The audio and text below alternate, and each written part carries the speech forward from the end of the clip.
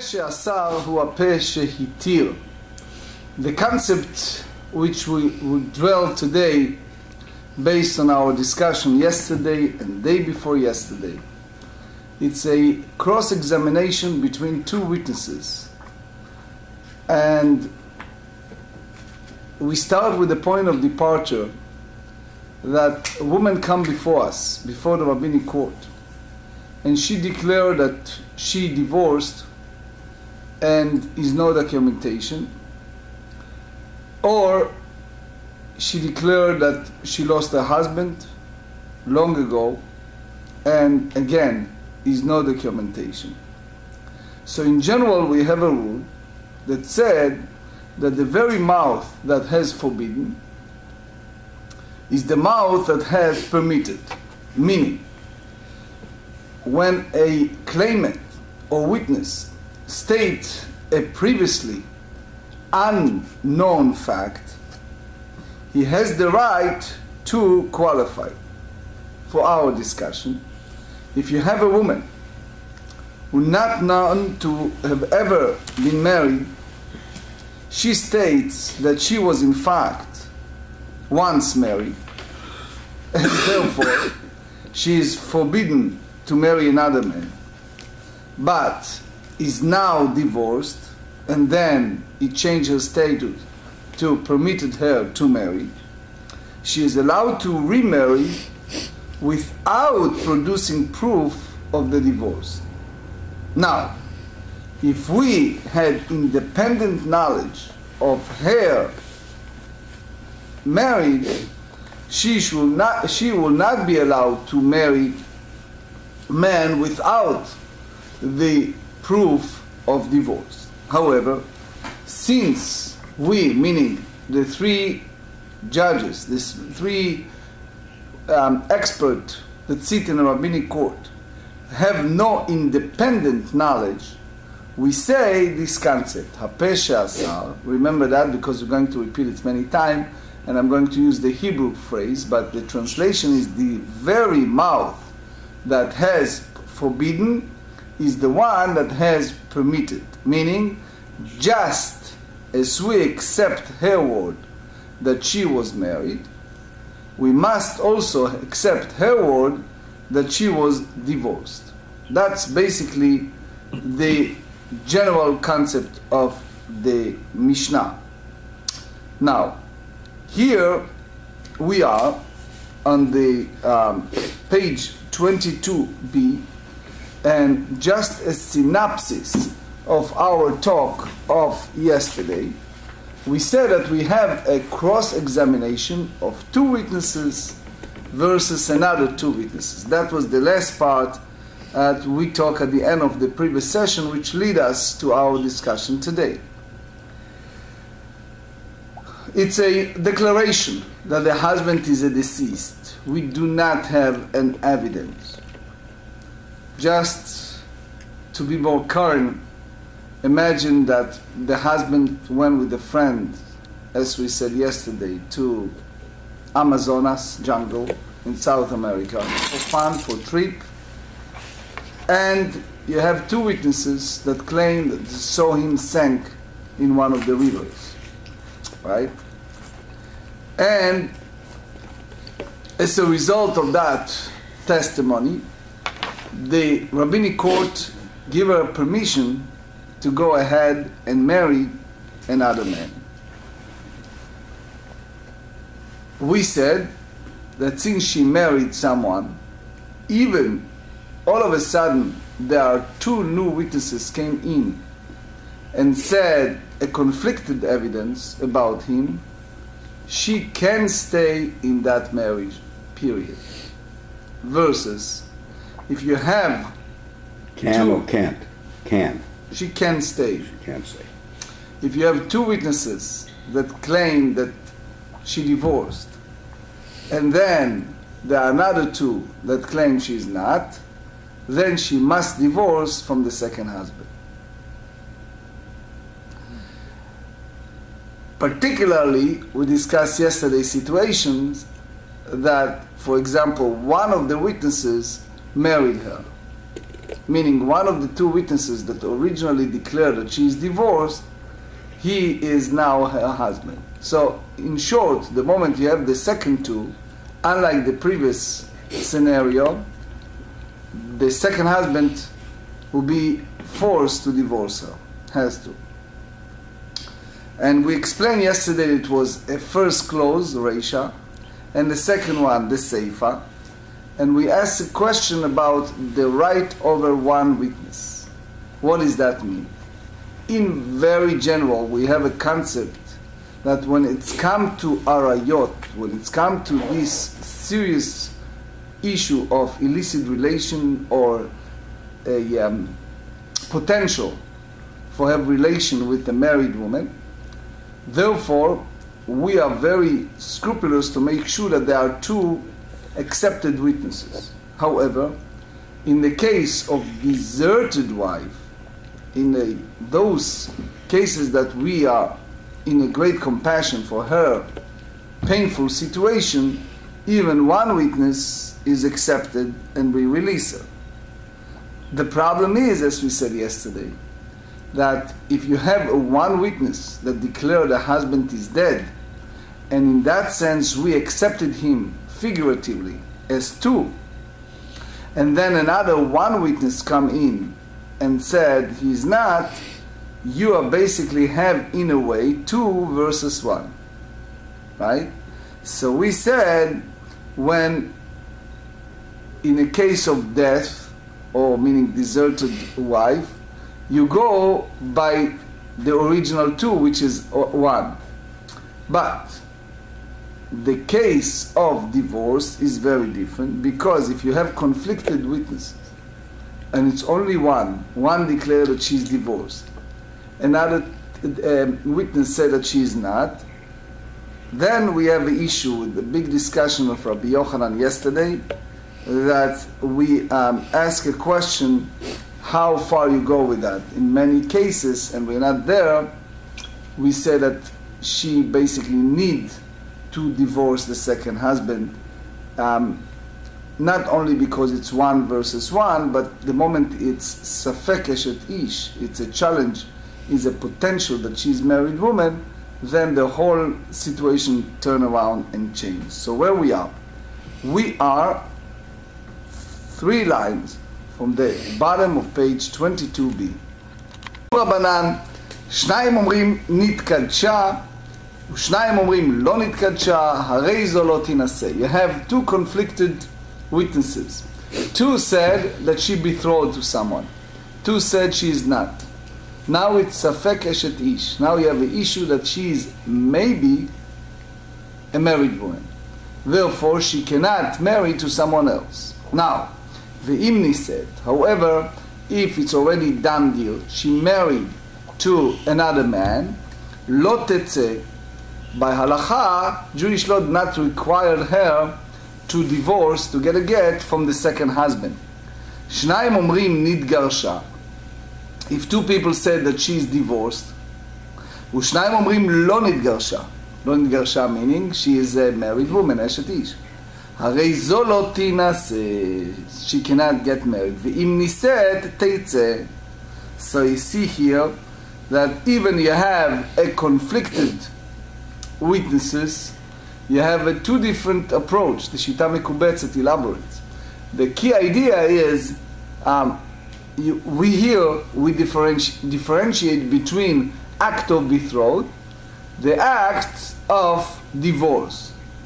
And here you see that the second pair of 2 witnesses can force the second husband in a second case to divorce her. 23. Mishna Reishta or Mishna Seifa. We have 2 entities here. The first clause and the last clause. We have in one hand betrothed kiddushin, that bedi avad, after the fact, she is married, and we said lo tetze, she will stay with the second husband. Versus the seifa, the last one, we said that the second husband must divorce her. So Tosfot challenged that. Ve'im tomar shna ושנה דרישא דאיתלא לאוקרון בחזקת פנויה, וסיפא בחזקת אשת איש. The first clause you talk about chazakah, that you have the assumption that she is available, that she is single. Therefore, you do not ask to abrogate the marriage. But if it's a chance, chazakah, that is a framework of married woman, you said that she is out. So, Amar Abaye, Tosfot elaborate. Tirgema be'ed echad. Guess what the whole scenario? The whole scenario speaks about only one witness that come before us in a court session and testify. עד אחד אומר נתקדשה, ועד אחד אומר לא נתקדשה. Here you have another continuation of that issue, which is one witness testified before us and said that he is a witness that she betrothed to someone, and you have another one single witness that said that she is not betrothed. Now, here is the interesting part. Based on the Gemara in Kiddushin 65, the one witness that come before us, he testified that he saw her betrothed to someone at the front of two other witnesses that not at present. Versus the second one disputed that. Because just remember, part of the manner of which men betroth a woman, you have to have tfisat kiddushin by having two witnesses present, the Meiri said. So with that sense, you have a conflicted one witness versus the other one witness. So now I'm just going to read and then elaborate. So the Gemara said, Travayu bifnoya kamesadei, והיידה כמה נתקדשה ולאחד, ואין דבריו של אחד במקום שניים. סיפא עד אחד אומר נתגרשה ועד אחד אומר לא נתגרשה, נתגרשה travayu באשת איש כמסעדי, והיידה כמה נתגרשה ולאחד, ואין דבריו של אחד במקום שניים. The whole concept is we differentiate between the first clause and the last clause. The first clause we talk about the act of betrothal. You have a disputation between one single witness. Now, the big question is, why all of a sudden we take one witness? We know a general rule in the Torah that said, Al pi shnayim edim, you have to have two witnesses in order to approve this matter. Furthermore, the Tosfot, the Ran, the Rambam, they ask that question. It's not your rabbi's question. The question they ask is, how come you take one witness? You do not have any manner of which you make a decision when it's come to this potential of illicit relation with married woman with less than two witnesses. So the idea is that the first part, it's bechezkat pnuya, that she is in a state of singlehood. Kiddushin, meaning you take a single woman that available and you have two witnesses that you betrothed her. You're not, in some cases you just betrothed, you're not married her. So in that sense, you can say that later on the marriage is in effect. Versus Chezkat Eshet Ish in a Seifa, the last clause, that she is potential a married woman, the whole matter of divorce is now challenged. So you call it Sfeika de Rabbanan, because in that sense you have two versus two. That's the notion of many of the commentators. When we come to one witness, you can say in a monetary disputation, when Mr. A is suing Mr. B over money, you have to go sometimes with one witness and ask the party to take an oath. So that's applied to that manner. But when it's come to davar shebe'erva, a manner of which you have to determine if she is married or not, especially in a sense of being divorced or not, you do need to have two qualified witnesses to testify. So Rav Ashi amar le'olam trei u'trei. No, you can't tell me that it's one versus one. You have two versus two. And how it works? שניים אומרים ראינוה שנתקדשה, ושניים אומרים לא ראינוה שנתקדשה. Two witnesses said, we are witness, we saw that she betrothed to someone. And the other two come in and disputed and said, we are living in this small community, we know her for many years, nothing happened. All of a sudden she said, everybody knows everything. You know those communities? That everyone sticks their nose with everyone, right? And they said, we never heard such a thing. הרי זו לא תינשא, ואם נישאת תצא. So in that scenario, what? These two Adim were not the Adim at the wedding. It's an excellent point. Right. Shita Mekubetzet dealing with that. The general idea is that our understanding it's not. Okay, so they're Adim to the Adim. Adim to the Adim. Yeah, okay. But not everyone goes around with that, because there are some, for example, the Rashva and Ritva, that said it can be even the two original Adim. Pshita, lo re'inua eina ra'aya. We have a concept, it's called chazaka.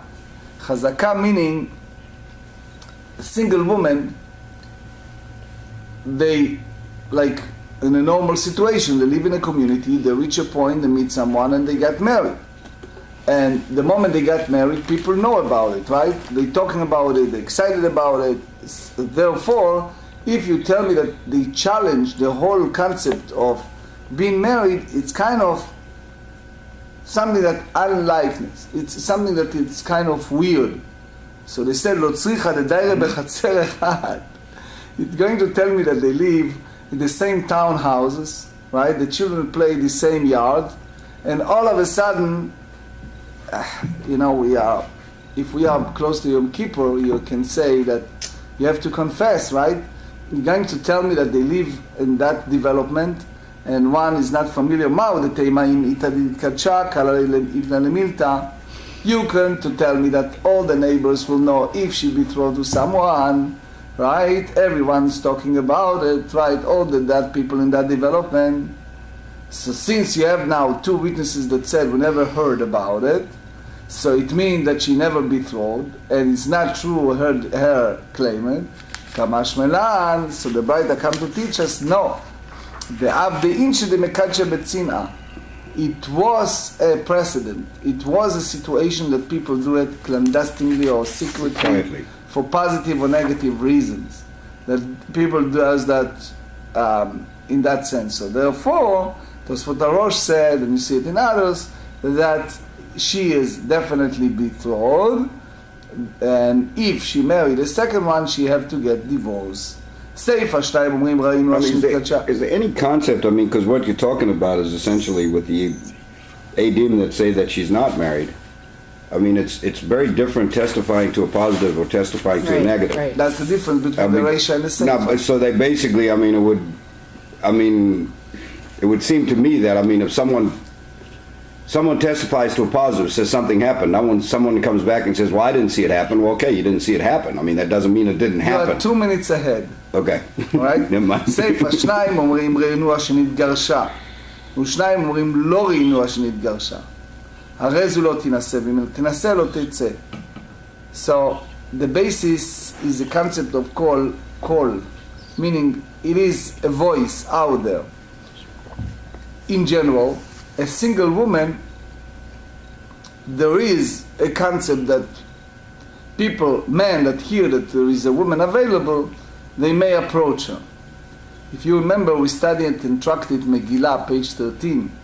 Over there is a story about Esther. וכאשר עבדתי. So Tosfot over there, Megillah 13, it tells us that there is a call, there is a voice out there. We also learn in the Tishat Hayamim the concept of Shema Yagdimenu Acher, that maybe someone come before him, and therefore even during the 9 days you can engage with someone. So the idea is, the moment the woman become available, people will be aware and someone may approach her. So the Gemara said, Maika mashmenan, af al gav daire bechatzer echad, haynu ach. So מהו דתימה גבי קידושין ודאבדין שדמקצה בצצינה, אבל גבי גירושין, היא תדיגרשה גר לעיר מילתא, You can tell me that in some cases, for all kind of reasons, people engaged or people betrothed in secret and no one knows about it, or because he doesn't want his friend who's talking about her to propose her, so he's secretly proposing her. Gilbert looking at me, right? It happens, right?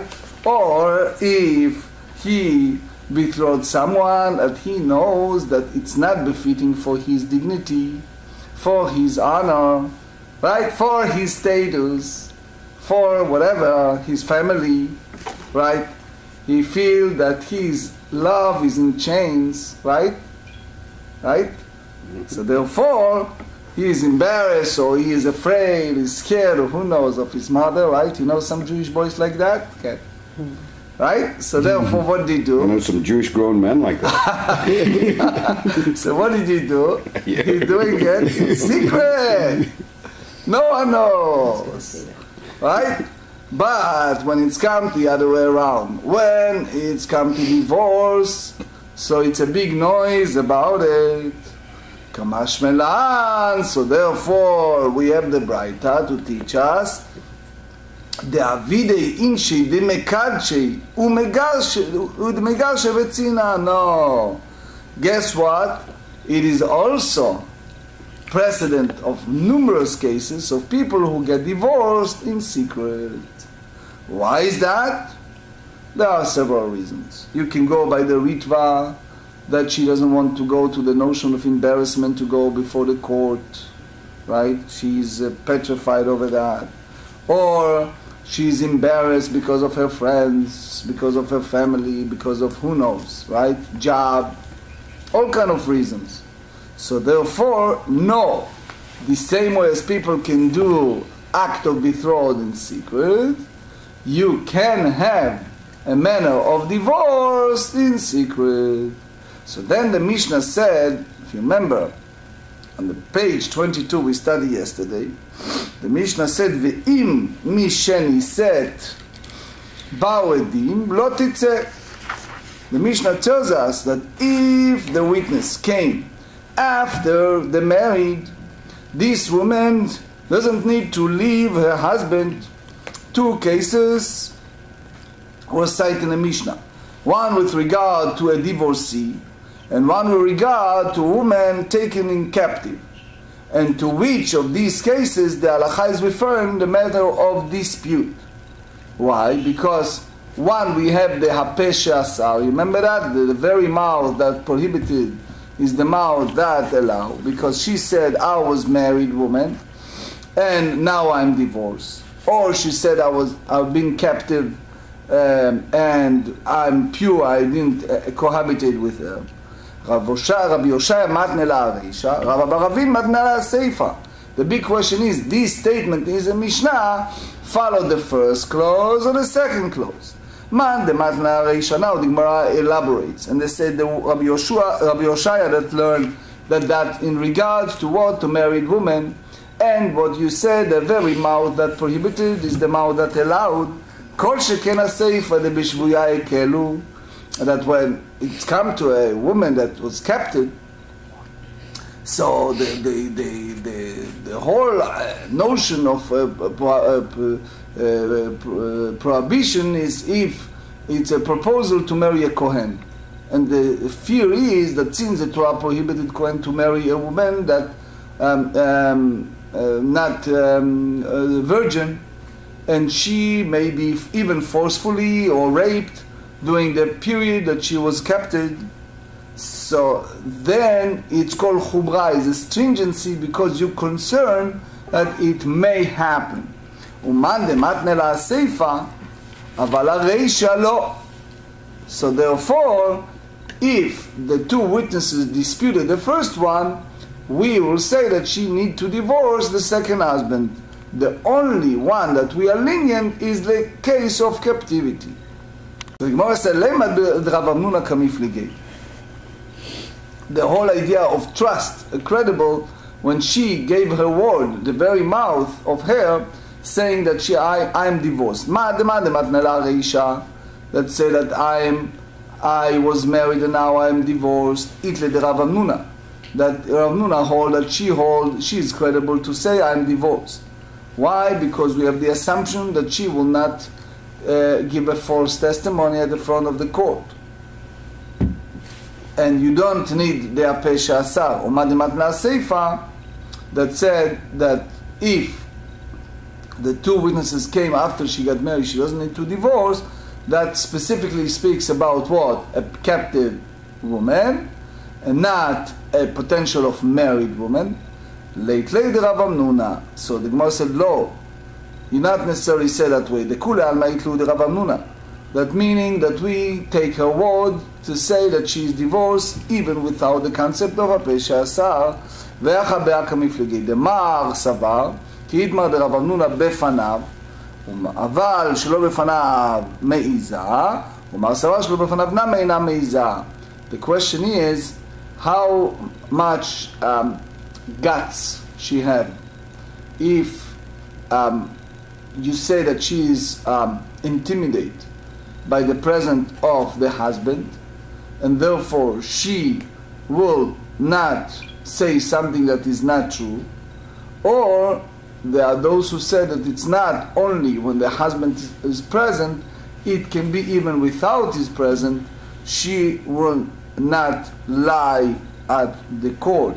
So therefore the general understanding is even without the concept that the very mouth that prohibited is the mouth that allow, if she get the second marriage with the manner of which is permitted, she doesn't need to divorce. Ve'im misheni said ba'odim. So he said if she is already, the witness came after she married, this woman doesn't need to leave her husband. So Amar Avua de Shmuel, lo niset mamash. Don't think that when you use the word married, it means total married. Ela kevan שהתירו על להינשא אף על פי שלא נישאת, which means the moment the court gave her a permission to get married, even that she didn't marry yet, לכתחילה she allowed to go and marry. והלא תצא קטני, לא תצא מהיתרה הראשון, which is the whole idea of migo. She's not emerged from her initial permitted status. So she allowed to marry. תנו רבנן, אמרה נשבעתי ותורני ויש לי עדים שתורני. Unfortunately, in our history, it happened many times that people captured people. So she declared that she said that I was taken captive, but I am pure. And I have a witness who were with me throughout the captivity who can testify that I am pure. So the question is that Apeh She'asar? In general, it can happen. I was in a room in jail with another 30 people. They saw me all the time from the beginning to the end. I was tied in a rope. There's all kind of situation that she declared. And she have her witnesses. So אין אומרים נמתין עד שיבואו עדים, אלא מתירים אותם מיד. You don't say, listen how far the rabbis go. He said you don't need to wait for those witnesses to come. By taking her word, she is already can go ahead and marry a Kohen immediately. התירו על להינשא ואחר כך באו עדים ואמרו לא ידענו. If they allow her to get married, the court, and then the witnesses came and said, no, we knew that she was captive, but we don't know if she was raped or anything like that.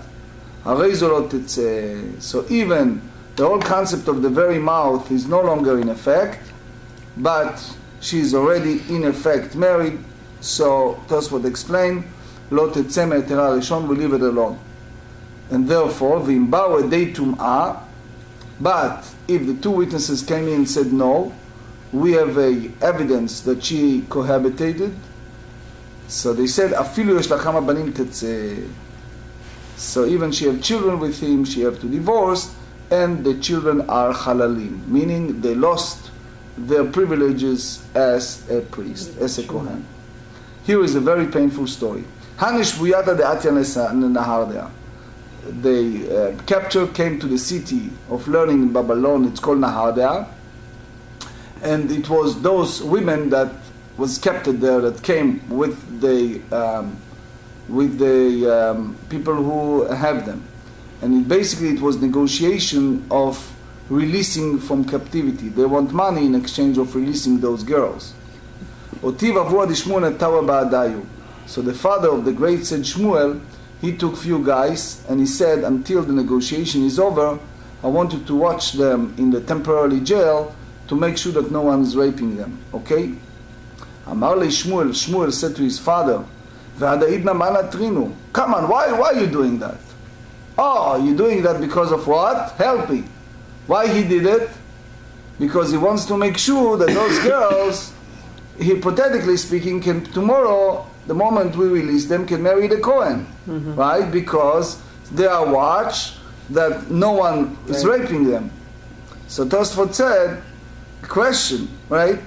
And the Marsha elaborates, you don't say that it's already happened. He's just asking all that purpose. You're hiring guys here, bodyguards, to stand there and to watch over those girls until negotiation is over. Why are you doing that? Amar li ilum datach avyan miavit mezalzel vakulei. Says, guess what? If it is you children, if it's you daughter, God forbid, you're asking those questions, why I'm hiring bodyguards to watch over them? You're talking like that, guess why? Because it's somebody else's children. Right? So Havai, this is important lesson, my friends. Kishgaga sheyatza milifnei hashalit. In the book of Ecclesiastes, chapter 10, King Solomon tells us that sometimes we spell out of our mouth a line that can be a very, very dangerous and can be damaged. We all know the story about Jacob in the Bible and Rachel. You remember that story? That Jacob said that Rachel was sitting on the teraphim, on the idols that she stole from her father, because she doesn't want her father to have it. And Laban was after that, her father, and Jacob was mad. He doesn't know that his wife Rachel is sitting on that. And he was so mad, he said to Laban, whoever, if you find these idols here, will not be alive. Right. And Laban left. And the next thing she passed, 32 years old Rachel. 36. Yeah. So you derive from that is you have to watch your mouth when you said something. So since he said it, and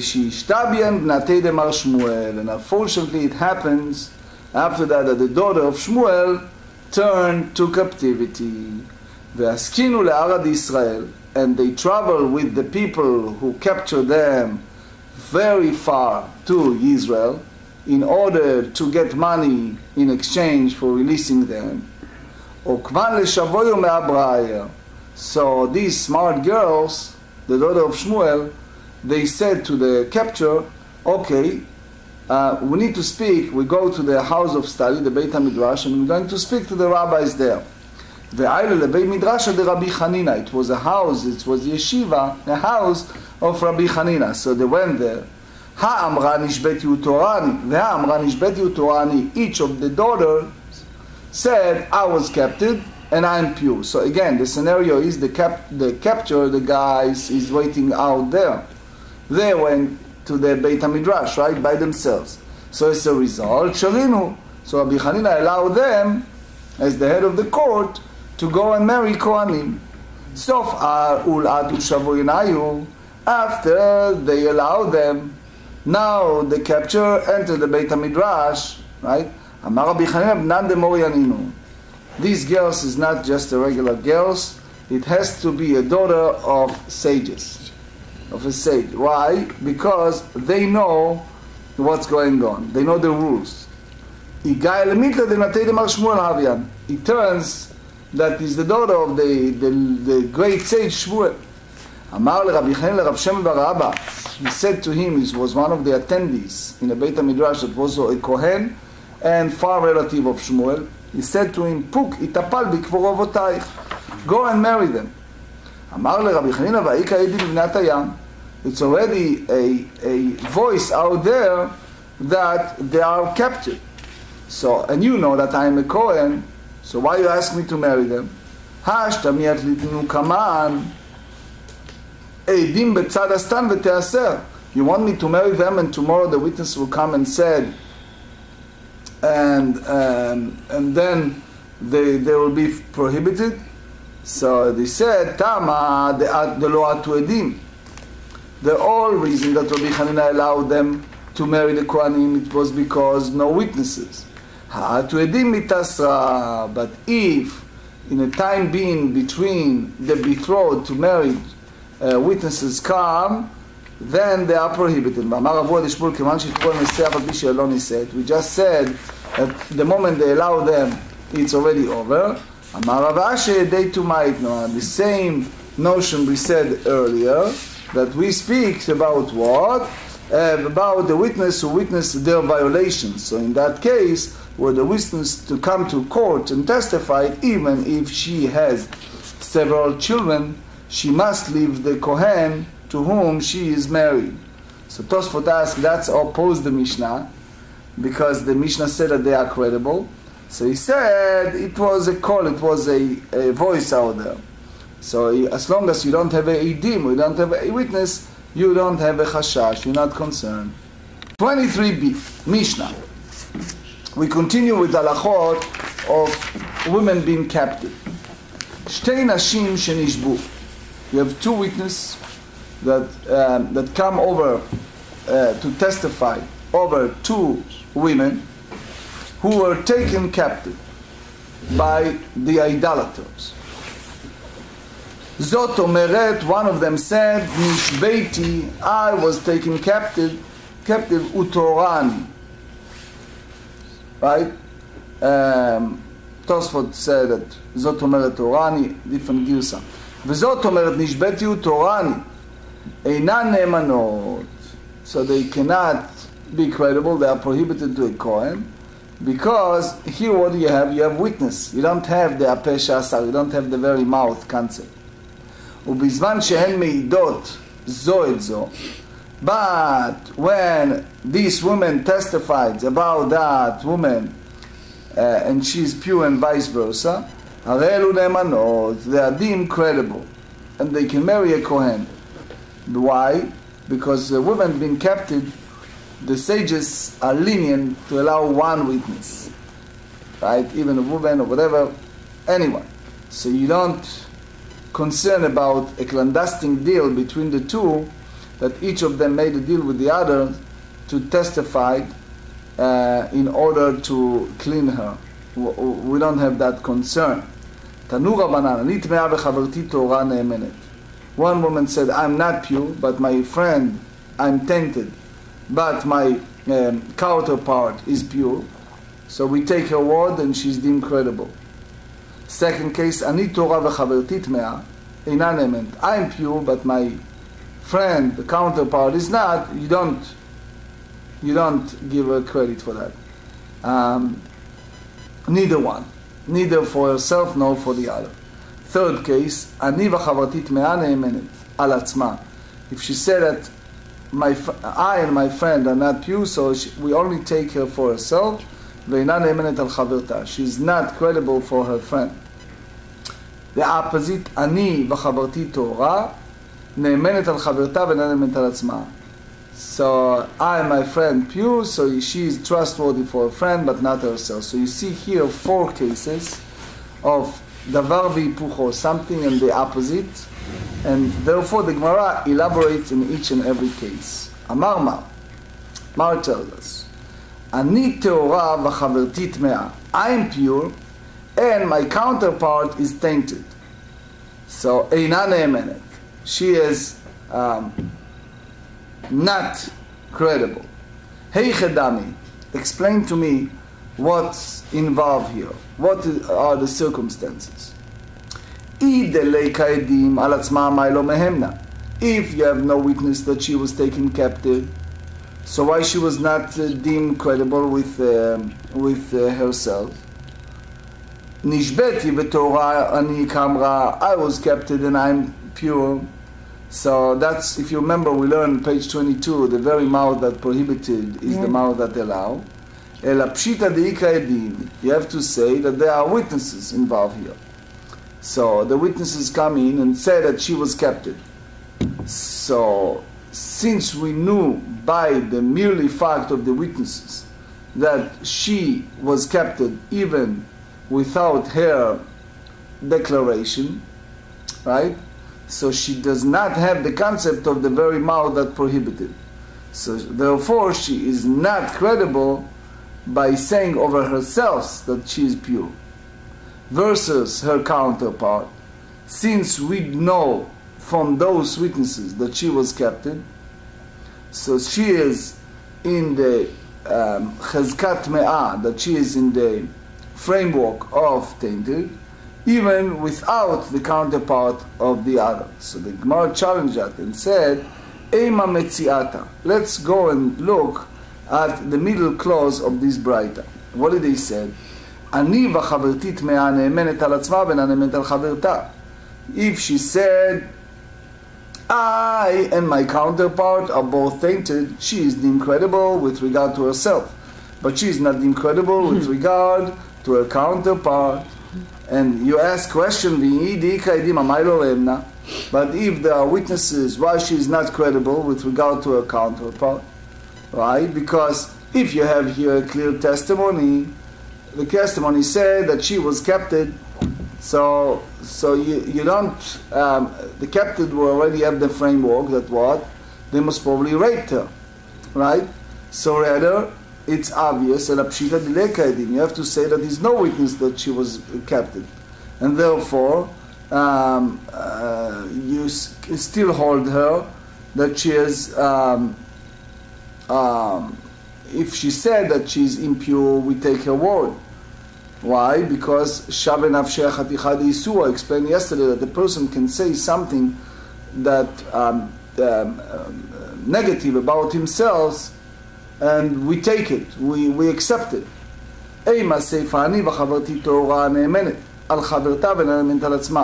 she said, myself and my counterpart are pure, so she is trustworthy for her counterpart but not for herself. If they, again, is similar to the third part, the third clause, that there is no witnesses, that they are being captive, why she is not credible for herself? Because we know that she was captive only from her statement, right? So we have the concept of apesha asar, the very mouth that's prohibited.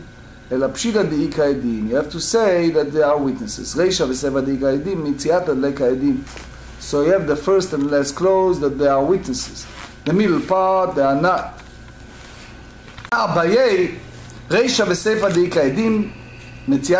When we talk about different parts of this braita, the first and the last pertain to the situation there are witness, the middle not. Another option, Rav Papa Amar the Kula de Ika Edim, the entire the testimony they speak about the witnesses that they are there, and the only idea is but there is one witness who is testifying to the reverse of the women claim. So if the woman said, she said, I am tainted, I'm not pure, my counterpart it is, she is pure, and the witness said the opposite. She rendered herself and entirely of prohibition. Her counterpart is permitted on the basis of her claim, which is accepted despite being contradicted by the witness. Again, if she said I'm pure and my counterpart is tainted, and the witness said in the reverse order,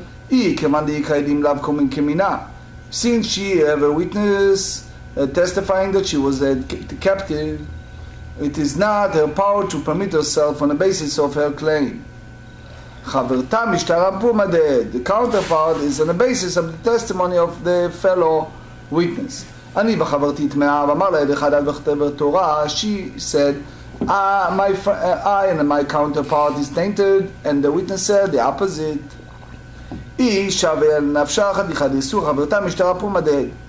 So here is the beauty. She is now put herself in a situation that she have the entity of prohibition, But her counterpart, because the witness came in and testified that they are both pure, so that witness helped her counterpart to be in a state of purity. So they said, Hatu lamali, hainu reisha, why you need both? You have the first clause. So, which means she claims that she is tainted and thereby render herself as an entity of prohibition, and her counterpart is permitted by the testimony of one witness, even if the testimony is contradicted. Also apply in this case. You say that both are deemed untainted in account of the testimony of the witness. And the fact that she said that they are both tainted was because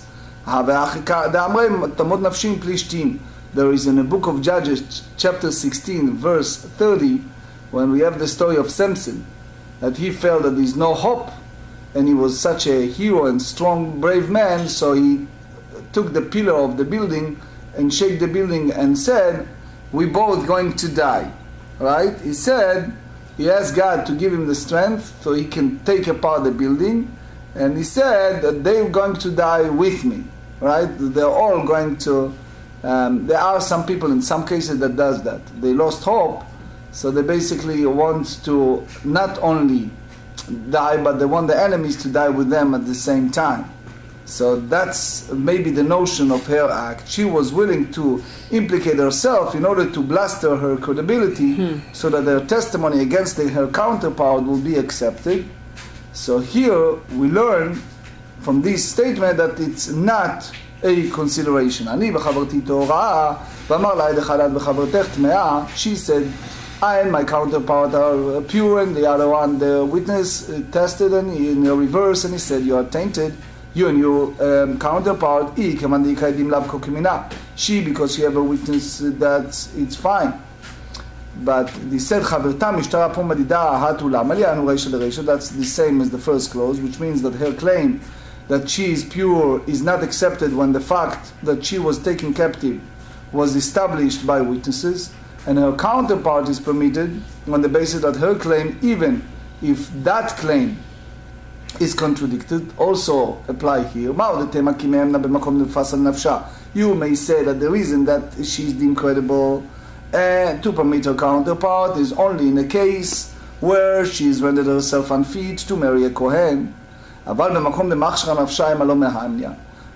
when you have a case that she rendered herself fit, say that she is not deemed credible with regard to her counterpart.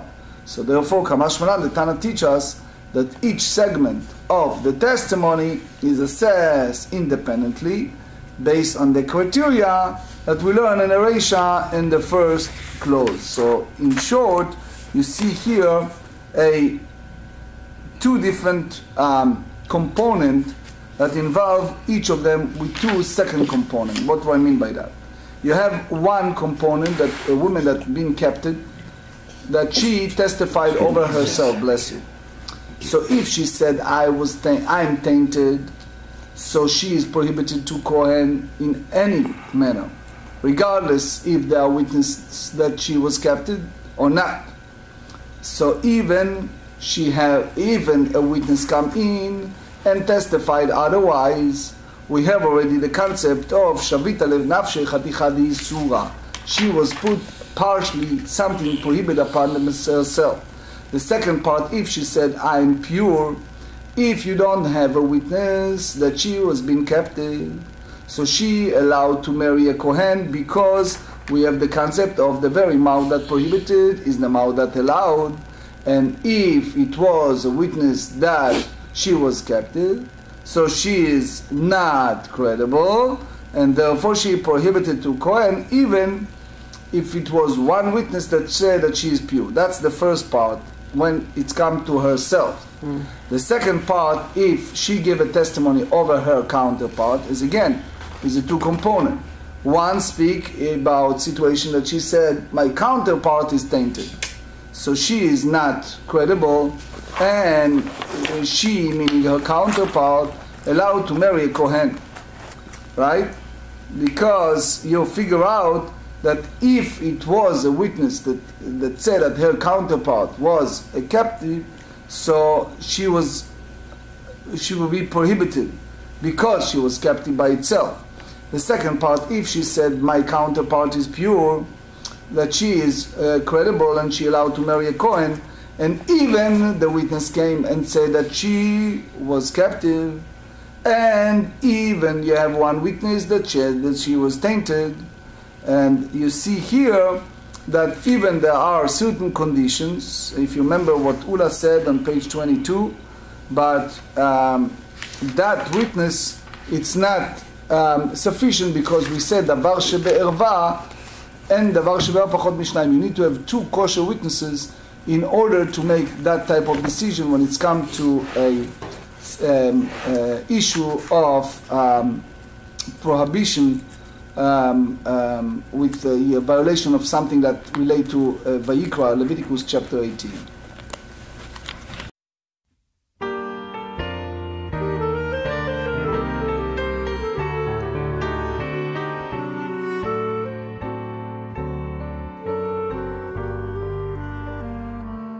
Boyachem leshuloi malachai ashuloi